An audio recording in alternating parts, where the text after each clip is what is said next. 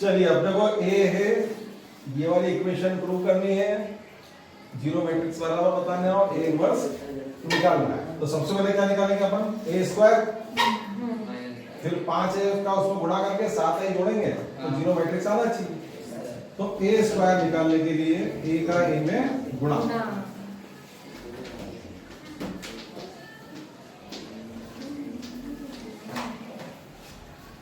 Equal to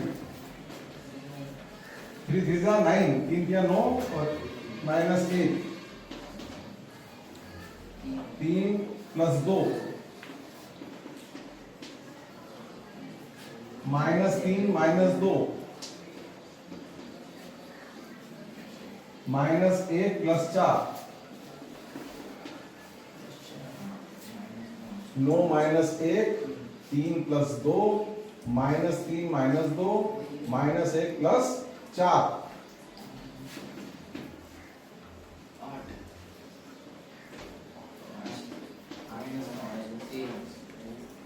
ये आ गया हमारा ए स्क्वायर। ठीक, अब इस इक्वेशन में वैल्यू रख देते हैं, A square minus 5a plus 7i। A square की मैट्रिक्स है 8 5 माइनस 5 3, माइनस 5 का इंटू करना है हमको ए में, 3 1 माइनस 1 2 प्लस 7i, 7i का मतलब होता है 7 0 0 7, 7 का i में गुणा करके दिया 1 रहता है तो क्या बन गया वो 7, इक्वल टू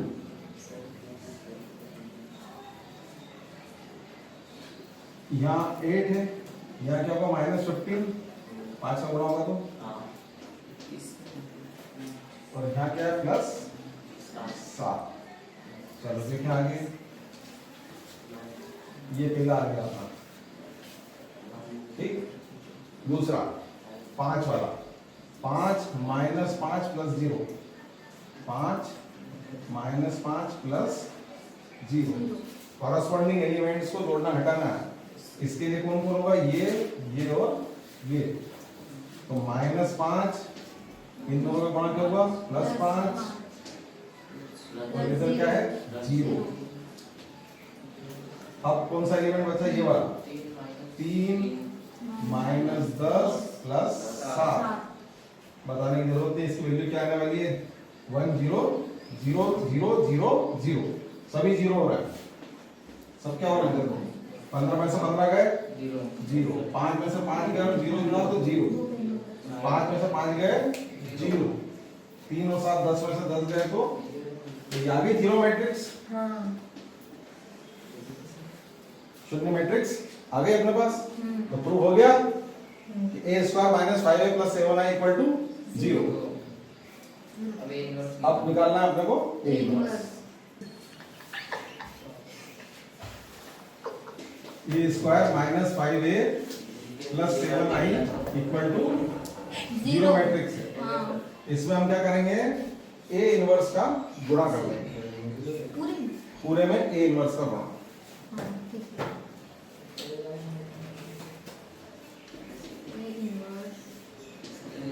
जीरो तो नहीं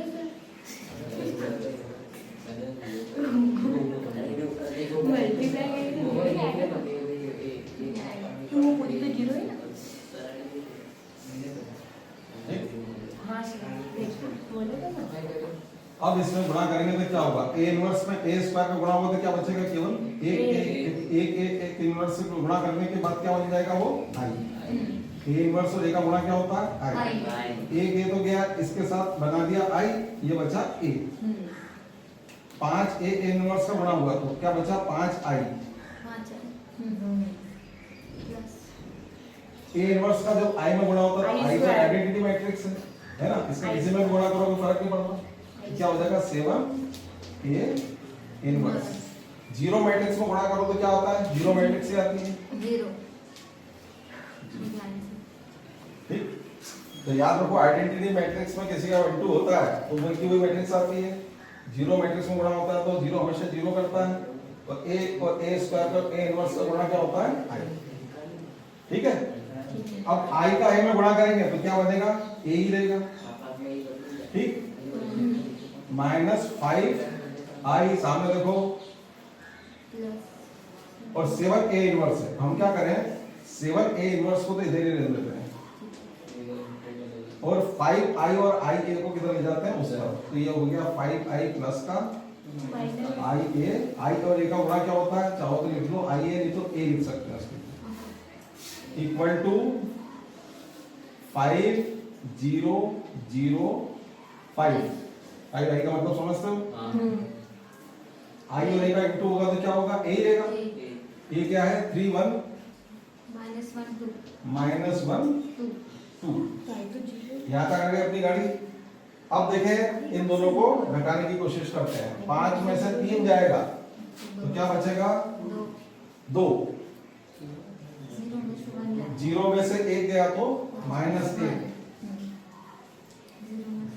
0 में से +1 हो गया तो +1 और 5 में से 2 गए, ठीक। अब 7 को किधर पहुंचा देंगे, 7 जो इसका इंटू है उसको इधर पहुंचा देंगे, अपॉन में चला जाएगा। a inverse equal to 1/7 2 1 -1 3।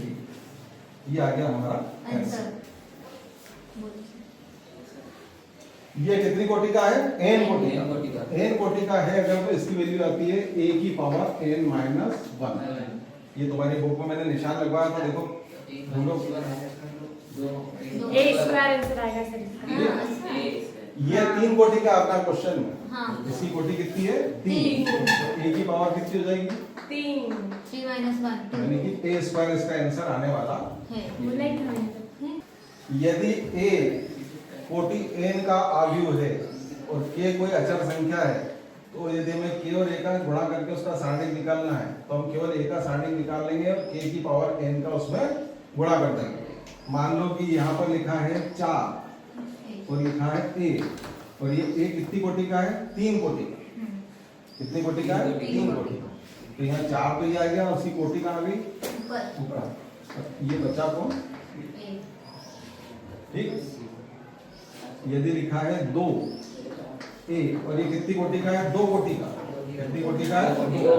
तो 2 तो ये आ गया, कोटि कहाँ गई इसके ऊपर, और ये a, ये हो गया 4 a। तो इन समीकरणों को हल करने में आव्यूह का प्रयोग कैसे किया जाए, तो हम क्या करते हैं, इसको एक समीकरण के रूप में लिखते हैं। कैसे लिखते हैं देखते हैं। यहाँ हम लिखेंगे 1 2 2 3, 1 2 2 3 और यहाँ पर हम लिखेंगे x y, यहाँ पर लिखेंगे 2 3। ये जो समीकरण को हमने आव्यूह रूप में परिवर्तित कर दिया, जब इसका गुणा करेंगे तो यही चीज आएगी, बिल्कुल, है ना। तो 1x और 2y, ये आ गया 1x 2y, 2x और 3y, ये आ गया 2x और 3y। इस समीकरण को बोलते हैं ax = b।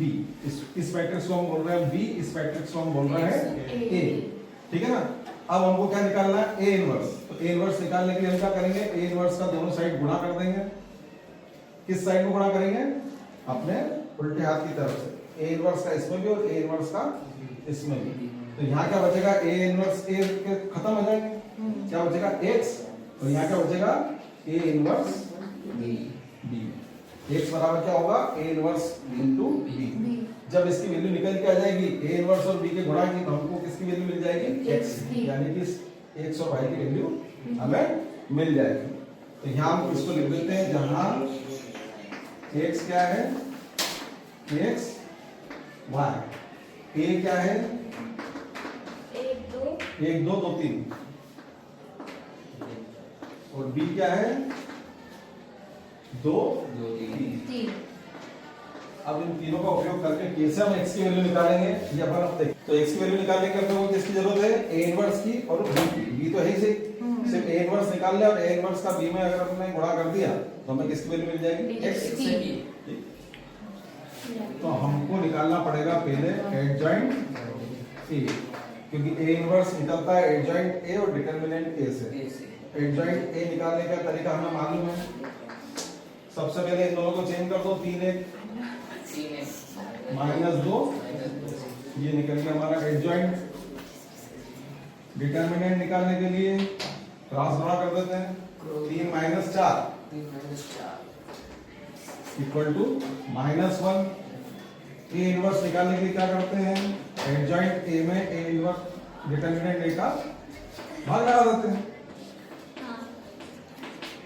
तो -1 का इसमें भाग जब लगाएंगे तो सब में क्या लग जाएगा, माइनस लग जाएगा। तो ये क्या हो जाएगा, -3 2 2 -1 -1 का अपन ने इसमें अंदर भाग लगा दिया। -1 यानी -1 का गुणा कर दिया एक तरह से, ठीक। 1/-1 को माइनस ऊपर ले जाएंगे तो -1 का अंदर गुणा कर देंगे। तो ए इनवर्स निकल गया अपने पास। अब ए इनवर्स में किसका गुणित करना है, बी का।